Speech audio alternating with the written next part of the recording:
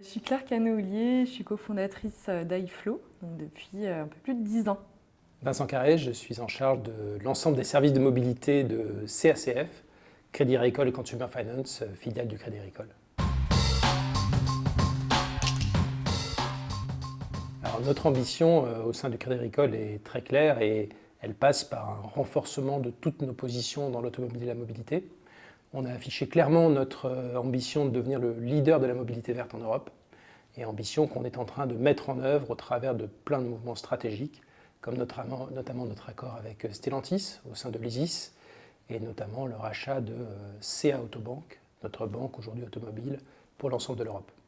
Alors nous sommes ici aujourd'hui parce que le Crédit Agricole a pris conscience dans son activité automobile, mobilité, de l'importance croissante des services à domicile, importance qui a encore pris un angle supplémentaire avec le Covid, avec l'habitude de la plupart des clients de recourir à des services tels qu'Amazon, des services à domicile.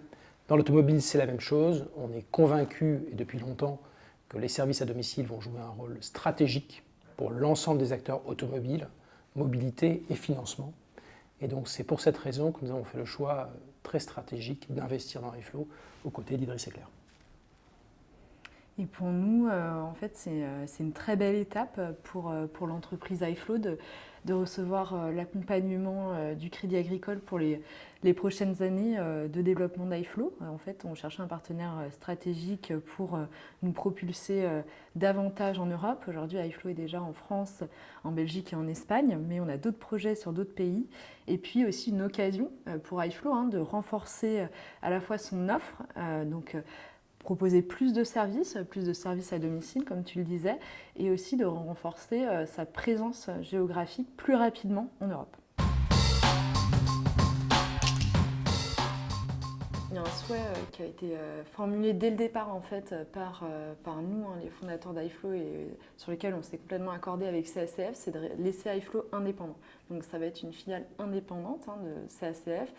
Nous, les fondateurs, on reste au capital d'iFlow avec une grosse majorité de parts. Donc on va continuer de développer iFlow comme on l'a toujours fait. Donc c'est les mêmes équipes qui restent en place, c'est les mêmes produits qu'on va servir et c'est la même ambition de s'étendre. Simplement, CACF va nous aider à nous accélérer sur notre offre de service et aussi géographiquement sur d'autres pays. Oui, je confirme ce que vient de dire Claire, c'est-à-dire que nous avons identifié en iFlow une entreprise qui est pleine de richesses humaines, de richesses de compétences, d'idées, de dynamisme, de modes aussi de travail qui sont très innovants.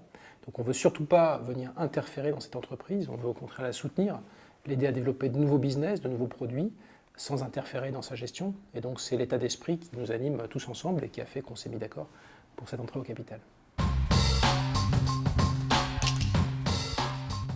Alors, il y a pas mal de travail, vu que CACF est un groupe de plus en plus grand, mais la première étape qu'on a décidé de mettre en place, c'est de pouvoir déployer nos services iFlow sur les filiales du groupe. Donc, il y a des filiales sur lesquelles on est déjà, mais d'autres pas. Donc, on va travailler avec les équipes de Drivalia, de CA Autobank, pour pouvoir proposer le meilleur service qui sont adaptés à leurs besoins, à leurs utilisateurs. Donc, c'est ce qu'on va faire dans les prochains mois, prochaines années. Et puis le dernier point, je dirais, c'est accélérer notre présence à l'international. On a pour ambition, avec CACF, d'ouvrir à peu près d'être présent sur une dizaine de pays en fait, à horizon 2026.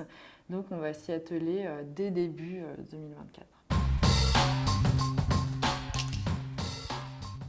Juste longue vie à iFlow et CACF. Et ce sera une vie vraiment chouette.